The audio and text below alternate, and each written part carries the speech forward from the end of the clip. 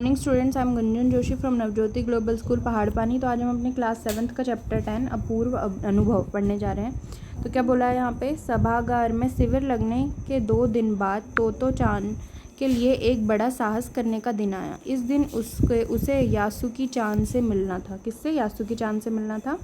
इस भेद का पता ना तो तोतो चान के माता पिता को था, ना ही यासुकी चान के। ठीक है, उसने यासुकी चान को अपने पेड़ पर चढ़ने के लिए न्योता दिया। किसने दिया? तोतो चान ने। तो मोए में हर एक बच्चा बाग के एक एक पेड़ को अपने खुद के चढ़ने का पेड़ मानता था। ठीक है, तो कहाँ की बात हो रही है? तो मोए। तो तोता चान का पेड़ मैदान के बाहरी हिस्से के कुहोन बुत्सु जाने वाली सड़क के पास था। ठीक है, बड़ा सा पेड़ था। उसका चढ़ने जाओ तो फिसल जाते, पर ठीक से चढ़ने पर ज़मीन से कोई 6 फुट की ऊंचाई पर एक द्विशाखा तक पहुंच जा सकता था। द्विशाखा मतलब यहाँ पे 2 शाखा होती हैं। बिल्कुल किसी झूले से आरामदेह। ठीक है, किसी झूले से आरामदेह थी, झूले सी आरामदेह शाखा थी वो। तोता चान अक्सर खाने की छुट्टी के समय या स्कूल के बाद ऊपर चढ़े मिलती थी। वहाँ सामने दूर तक ऊपर आकाश को या नीचे सड़क पर चलते लोग वो देखा करती थी। बच्चे अपने अपने पेड़ की वो निजी संपत्ति मानते थे अपनी। किसी दूसरे के पेड़ पर चढ़ना हो तो उससे पहले पूरी शिष्टता से माफ़ कीजिए, क्या मैं अंदर आ जाऊँ, पूछना पड़ता था।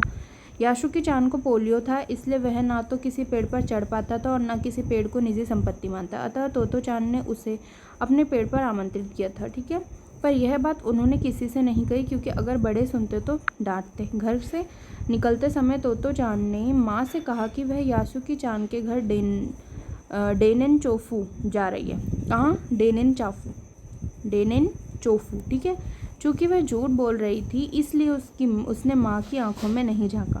वह अपनी नज़रें जूतों के फीतों पर ही गड़ाए रखी। रॉकी उसे पीछे पीछे स्टेशन तक आया। रॉकी किसके पीछे आया वो? तोतो चान के। ठीक है, और जाने से पहले उसे सच बताए बिना तोतो चान से नहीं रहा गया। मैं यासुकी चान को अपने पेड़ पर चढ़ने देने वाली हूँ। किसने बताया? तोतो चान ने। अब जब तोतो चान स्कूल पहुंची तो रेल पास उसके गले के आसपास हवा में उड़ रहा था। यासुकी चान उसे मैदान में क्यारियों के पास मिला। गर्मी की छुट्टियों के कारण सब सूना पड़ा था, सब कुछ शांत पड़ा था। यासुकी चान उससे कुल जमा 1 ही वर्ष बड़ा था। किससे? तोतो चान से। पर तोतो चान को वह अपने से बहुत बड़ा लगता था। जैसे ही यासुकी चान ने तोतो चान को देखा, वह पैर घसीटता हुआ उसकी ओर बढ़ा। कौन? यासुकी चान। किसकी तरफ? तोतो चान। उसके हाथ अपनी चाल को स्थिर करने के लिए दोनों ओर फैले हुए। तोतो चान उत्तेजित था। उत्तेजित मतलब वो क्या था? बहुत खुश था। ठीक है, वे दोनों आज कुछ ऐसा करने वाले थे जिसका भेद किसी को भी कभी पता न चले। वह उल्लास में ठिठियाकर, ठीक है, वह बहुत खुश हुआ,ठी करके हंसा। यासुकी चान भी हंसने लगा उसके साथ। ठीक है, उत्तेजित होना मतलब आवाज़ में आना, प्रेरित। ठीक है, तातो चान यासुकी चान को अपने पेड़ की ओर ले आई और उसके बाद वह तुरंत चौकीदार के छप्पर को भागी, जैसा उसने रात को तय करा था। ठीक है, ये रात को तोतो चान वहाँ से एक सीढ़ी घसीटती हुई वो लेके आई। उससे तने के सहारे ऐसा लगाया कि जिससे कि वह द्विशाखा तक पहुँच जाए। वह कुर्सी के ऊपर चढ़ी और सीढ़ी के किनारे को पकड़ लिया। तब उसने पुकारा, ठीक है, अब ऊपर चढ़ने की कोशिश करो। किससे बोला? यासुकी चान से। यासुकी चान के हाथ पैर बहुत कमजोर थे, पहले सीढ़ी पर भी सहारे के बिना नहीं चढ़ पाया। इस पर तोतो चान नीचे उतरी और यासुकी चान को पीछे से धके आया। उसने मतलब उसकी मदद करी, पर तोतो चान थी छोटी और नाजुक सी, इससे अधिक सहायता करती नहीं कर पाती। यासुकी चान ने अपना पैर सीढ़ी से हटा लिया और हताशा मतलब निराश होकर सिर झुक कर खड़ा हो गया। तोतो चान की पहली बार लगा कि काम उतना आसान नहीं जितना वह सोचे बैठी थी। अब क्या करे वह? यासुकी चान ने सोचा। तो यासुकी चान उसके पेड़ पर चढ़े, यह उसकी हार्दिक इच्छा थी, उसकी बहुत दिल से यह इच्छा थी। यासुकी चान के मन में भी उत्साह था। वह उसके सामने गई। किसके? तोतो चान किसके सामने गई? यासुकी चान के। और उसका लड़का चेहरा इतना उदास था कि तोतो चान को उसके हंसाने के लिए गला फूंक कर तरह तरह के चेहरे बनाए। ठहरो, एक बात सूझी है। फिर वह चौकीदार के छप्पर की ओर दौड़ी। ठीक है, और उस हर एक चीज़ उलट पुलट कर देखने लगी। आखिर उसे एक तिपाई सीढ़ी मिली जिसे थामे रखना भी ज़रूरी नहीं था। वह तिपाही सीढ़ी को घसीट कर ले आई और अपनी पूरी शक्ति पर हैरान होने लगी कि तिपाही ऊपर सीढ़ी द्विशाखा तक पहुंच रही थी। देखो, अब डरना मत, उसने बड़ी बहन की सी आवाज़ में कहा, और यह डगमगाएगी नहीं। किससे बोला? यासुकी चान से। यासुकी चान ने घबराकर तिपाही सीढ़ी थी और पसीने से तरबतर तोतो चान की ओर देखा। उसे भी काफ़ी पसीना आ रहा था। उसने पेड़ की ओर देखा और तब निश्चय किया। उसने ये सोच लिया था, तय कर लिया था कि अब क्या है, वो सीढ़ी पर चढ़ के रहेगा। उन दोनों को यह बिल्कुल भी पता न चलता कि कितना समय यासुकी चान के ऊपर तक चढ़ने में लगा। सूरज का ताप उन पर पड़ रहा था, पर दोनों का ध्यान यासुकी चान के ऊपर तक चढ़ने में ही मग्न था। तोतो चान नीचे से उसका एक एक पैर सीढ़ी पर धरने की मदद कर रही थी। अपने सिर से वह उसके पिछले हिस्से को भी स्थिर करती। यासुकी चान पूरी शक्ति के साथ जूझ रहा था और आखिर वह ऊपर पहुंच गया। हुर्रे! किसने बोला? पर उरो अचानक सारी मेहनत बेकार लगने लगी। किसे? तोतो चान तो सीढ़ी पर से छलांग लगाकर द्विशाखा पर पहुंच गई, पर यासुकी चान को सीढ़ी से पेड़ पर लाने की हर कोशिश बेकार रही।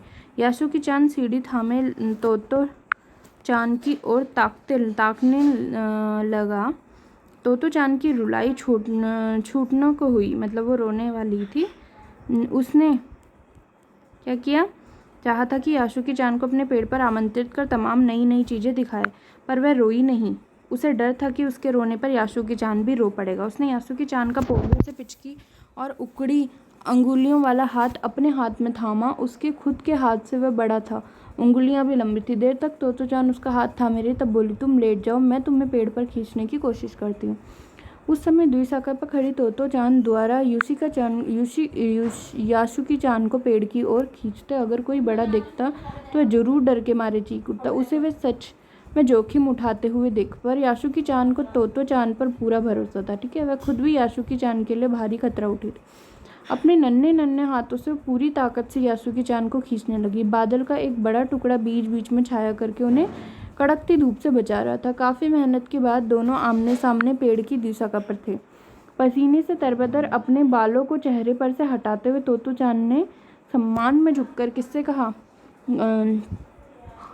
यासुकी चान से कि मेरे पेड़ पर तुम्हारा स्वागत है। किसका स्वागत है? यासुकी चान का।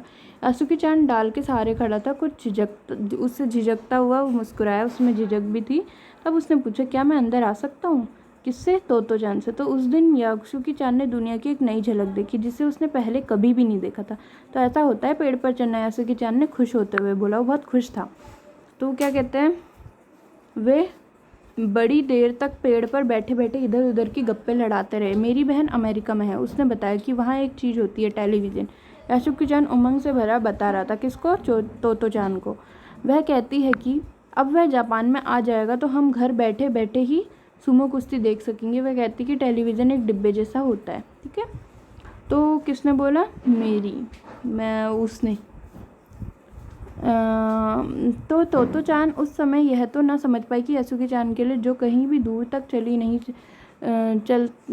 नहीं सकता था, घर में बैठे चीज़ों को देख लेने के क्या अर्थ होंगे। वह तो यह सोचती रही कि सुमो पहलवान घर में रखे किसी डिब्बे में कैसे समझ आएगा। उनका आकार तो बहुत बड़ा होता है, पर बात उसे बड़ी लुभावनी लगी।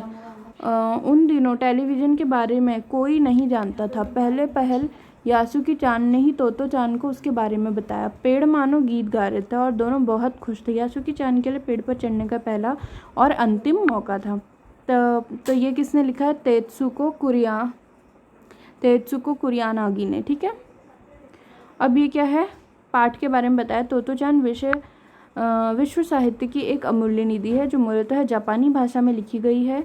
इसका अनुवाद विश्व की कई भाषाओं में हो चुका है। ये एक ऐसी अद्भुत पाठशाला और उसमें पढ़ाने वाले बच्चों की कहानी है जिनके लिए रेल के डिब्बे कक्षाएं थी। गहरी जाड़े वाली पेड़ पाठशाला का गेट, शाखा बच्चों को खेलने के लिए कोने।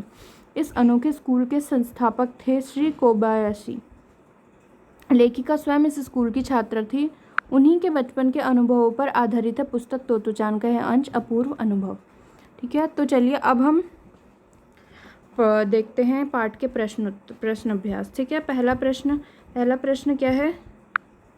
पहला प्रश्न है, यासुकी चान को अपने पेड़ पर चढ़ाने के लिए तोतो चान ने अथक प्रयास, बहुत सारे प्रयास करे।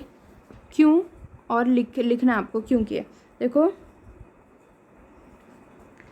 तो क्या था, यासुकी चान को अपने पेड़ पर चढ़ाने के लिए तोतो चान ने बहुत सी मेहनत करी। क्यों? क्योंकि तोतो चान जो था वो, उसको पोलियो था, तो वो खुद स्वयं नहीं चढ़ सकता था। ठीक है, तो इस वजह से क्या हुआ, उसने उसकी मदद करी। किसने? तोतो चान ने। किसकी? यासुकी चान की पेड़ पर चढ़ने के लिए। और वो उसकी मदद, उसके लिए उसने अथक प्रयास करे। पहले उसने नॉर्मल जो सीढ़ी होती है, साधारण सीढ़ी से क्या करा, उसकी मदद करी ताकि वो चढ़ पाए।